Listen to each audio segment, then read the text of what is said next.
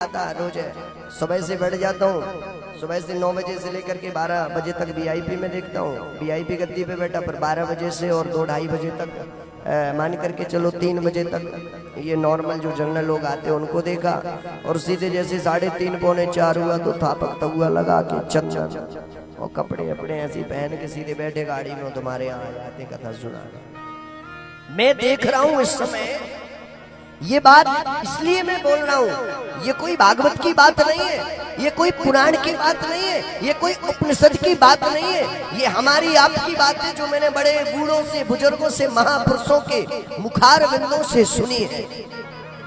एक बात याद रखना, जीवन में यदि तुम्हें सुखी रखेगा वो केवल परमात्मा, जीवन में तुमको कोई सुख देगा तो वो माता पिता। और मैं आजकल के लोगों से निवेदन यही कर रहा हूँ, सोशल मीडिया के माध्यम से भी जो मुझे सुन रहे हैं, क्योंकि आप लोग तो बहुत कम संख्या में लोग सुन रहे हैं, घर बैठे मुझे हजारों लोग देख रहे हैं, मैं उनसे भी यही निवेदन करता हूँ कि आप अपने माता पिता के अनुसार अपना विवाह संस्कार करें। और यदि तुमने अपने आप से ही पर को ढूंढ लिया तो समझ लीजिए सूप नखा जैसी तुम्हारी दुर्दशा होगी। जिस प्रकार से राम जी ने सूप नखा की दुर्दशा की, उसी प्रकार से तुम्हारी होगी दुर्दशा। मैं नहीं, रामचरितमानस स्पष्ट कहती है, जिस प्रकार से नाक कान काट लिए थे ना सूप नखा के, ऐसी तुम्हारे भी नाक कान कट जाएंगे।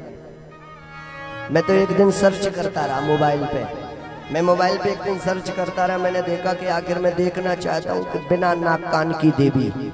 मैंने एक दिन यूट्यूब पे डाला कि बिना नाक कान की देवी को निकाला जाए, पर वो देवी आई नहीं। मैं देखने के लिए बड़े दिनों से ललाए हो, लेकिन बिना नाक कान वाली देवी। मैं एक दिन बड़ा विचार कर रहा था कि किसी माँ के यदि नाक कान ना हो तो वो कैसी लग रही होगी। एक दिन मैं विचार करता रहा, तो इसलिए पहले के लोगों को होता था मलेरिया और आजकल के लोगों को हो रहा है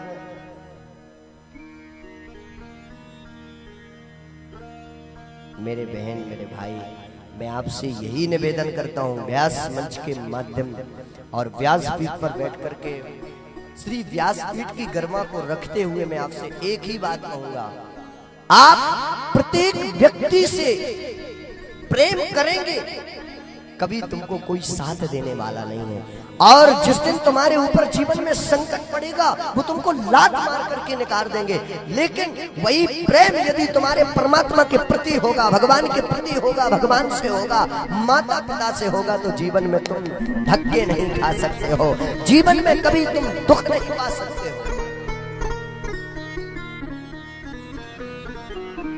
मात्र ये चंद्र दिनों का प्रेम रहता है, चंद्र दिनों का, 4 दिनों का प्रेम, और उसके बाद सब खत्म।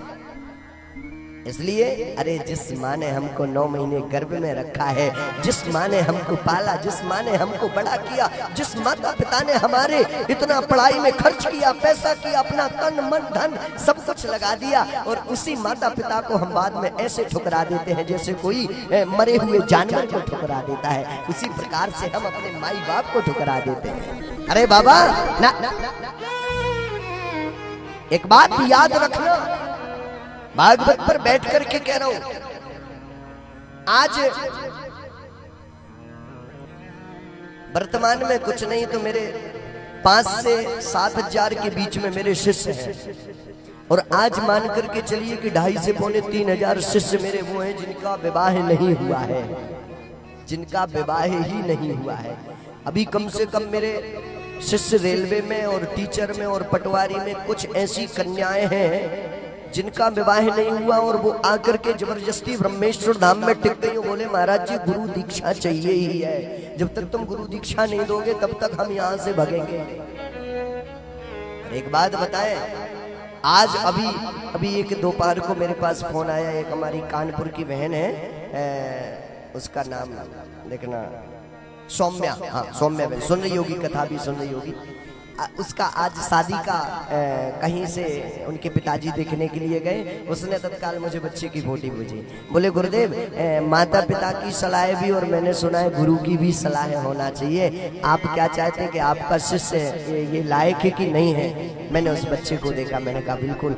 इतनी बड़ी प्रसन्नता हुई मुझे, इतनी खुशी हुई। तो ये बात याद रखना कि आपका यदि विवाह हो तो आप अपने गुरु से सलाह लें, आपका विवाह हो तो अपनी माँ से सलाह लें, पिता से सलाह लें।